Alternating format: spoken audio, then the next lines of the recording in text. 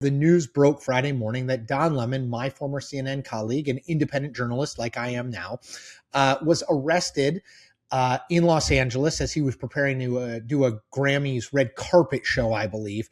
And he was arrested in connection to an event that happened last week where Don was covering, along with some anti-ICE protesters. They not broke into, but they went into a church called the City's Church in Minneapolis because there was a rumor that the pastor was an ICE agent. Now, there is a law against illegally entering a church. Don's argument was that he was doing so as a journalist, that he was covering it. And I will say, in his defense, he did talk to the pastor. He did talk to people who were not just sort of on the anti-ICE side of things. I will also note that a federal magistrate judge last week ruled that there was not enough there to charge Don.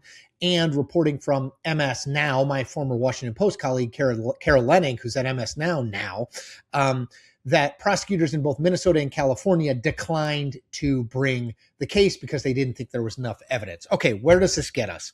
I think it's a very dangerous thing when we ignore legal experts to use the tools of the Department of Justice and the FBI to arrest someone who is practicing journalism.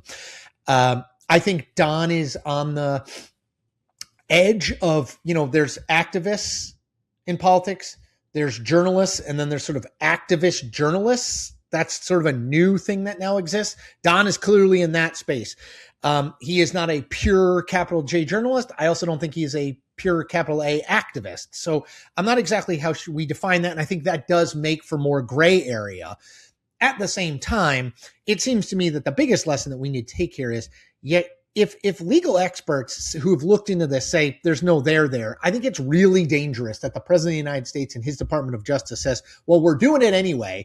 And it's very clear why they're doing it, right? I mean, this law about entering a church, I don't know how often it's been enforced, but it seems to me that if legal experts say there's not a lot of there, I'm going to trust them on it. If Don Lemon wasn't a high-profile antagonist of Donald Trump, do I think that they would be going after him? I don't. If it didn't happen in Minneapolis amid all of the chaos and the two people have lost their lives there, do I think it would be happening? No, I don't. And that's the thing. This doesn't exist in a vacuum, right? We have seen the Department of Justice and the FBI be weaponized on a number of occasions. We saw it this week, the seizure of the 2020 election results from Fulton County, Georgia, by the FBI, with Tulsi Gabbard, the director of national intelligence, standing by.